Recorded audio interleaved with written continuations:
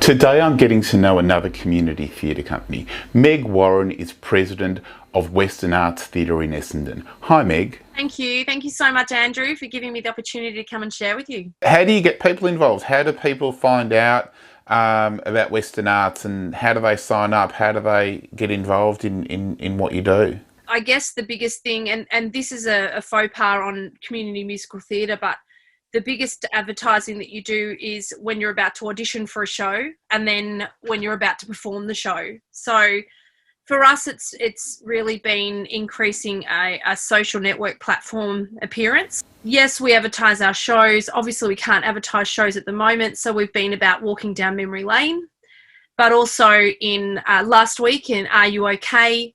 Another member of my committee has a portfolio of wellbeing, and so she made a short video to send out into the ether about Are You OK? And what do you do to initiate conversation. So it is more about caring for the community, not just about promoting shows. But in establishing Western Arts, it was really important for us to consider why community theatre exists. And we were also, like you, convinced that it wasn't necessarily about the having fun component. It was about the caring for the whole person, about offering opportunity of not just performance, but becoming involved in a community, regardless of whether you can stand on a stage or whether you can wield a hammer or for whatever reason.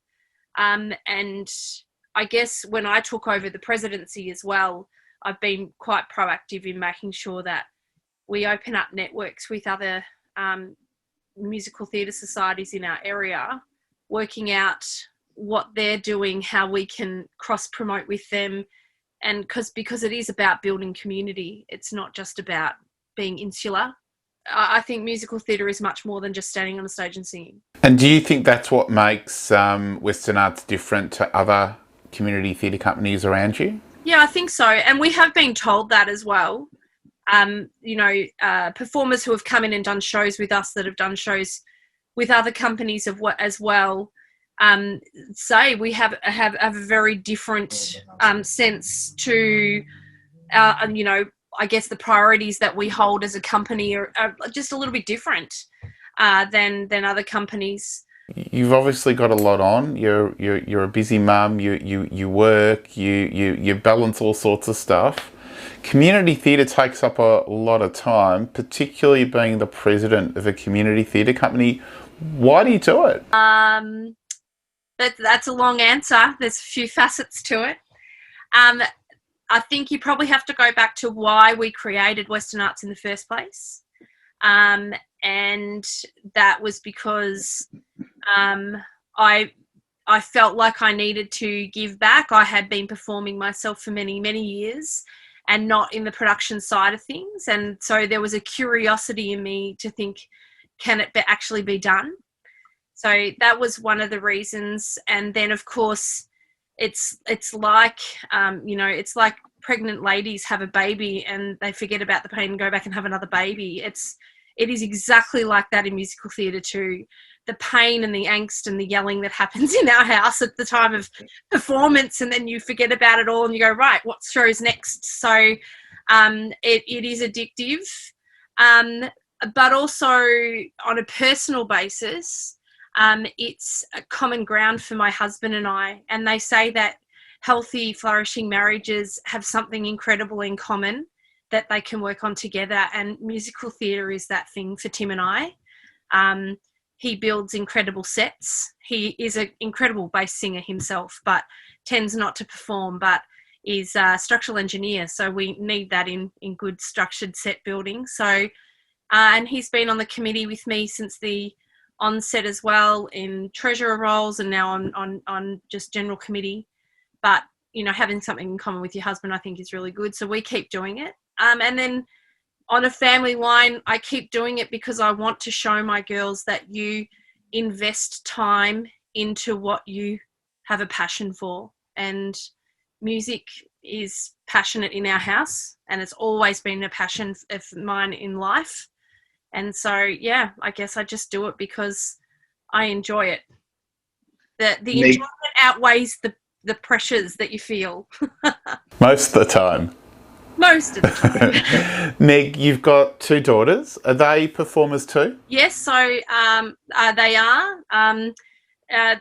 Prior to COVID lockdown, we were 2 weeks out from performing our junior show for the year.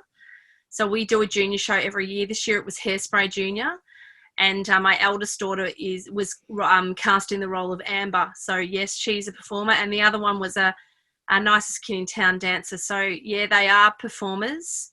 They are musicians. My eldest daughter's playing the harp, and my younger daughter plays the cello. COVID's made things pretty different for the world, including community theatre. We're locked out of our theatres. What do you reckon COVID normal's going to look like for Western Arts and for community theatre in Melbourne? Yeah, COVID normal's going to have to be creative, isn't it? So we've moved Hairspray a full 12 months into a theatre that's, I guess, it seats in excess of 380. And it's a network that we've had with the school from the very beginning. So if we have to seat people every second row, every second seat, then I guess we can. I think audience sizes are going to have to be considered in COVID normal. But I think COVID normal is going to be a whole lot of intimate theatre experiences as opposed to large-scale music at the moment. That's what I think anyway. And, you know, and being creative online. We're about to launch a junior singing competition to try and, well, really one, it was to care for our Hairspray Junior cast who we're still in contact with and still hoping that we'll get them on stage at some point. But to give them something to, you know, continue their passion for music as well. So, yeah, we'll do that one. We've already started approaching and people and pre-recording what will become our Christmas concert that we would normally all sit together in one room to do. We'll offer it as a live stream this year, I think. So, yeah, I think whatever it looks like, I would hate to think that people would think that COVID normal for musical theatre is too hard not to try.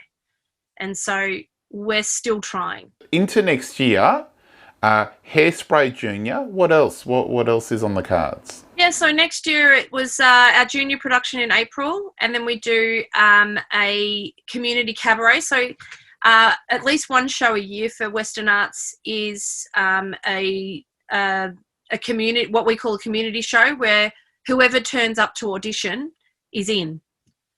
So it's not like, we don't say like anybody who wants an opportunity to tromp the boards gets it.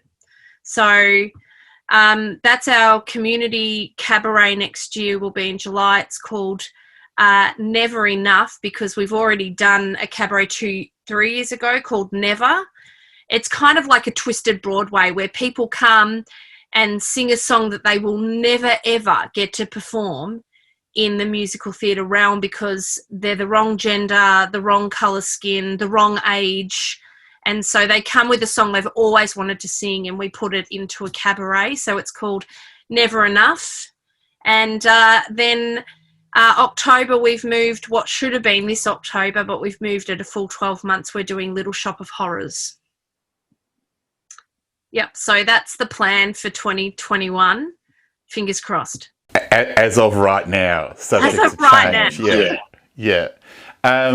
And you're pretty active on social media. So is that the best way for people to find out what you're doing and when auditions are on? Yeah, definitely. Like our Facebook page, follow us on Instagram. We are fairly active, and, you know, and there's always information going up on our website as well. And how do people get involved if they don't want to audition? The best way is to follow the link on our website to send an email to our secretary. And we have a database of people who love to paint, love to sew, just would like to come and cater some, you know, camps or make tea at a rehearsal or just connect in that way. We love to get people's names that way and really open up the community. So for sure, just an email through to our secretary will do it. Meg, thank you so much for joining me today. It's been an absolute pleasure. Thank you for giving me the opportunity to have a chat. It's great.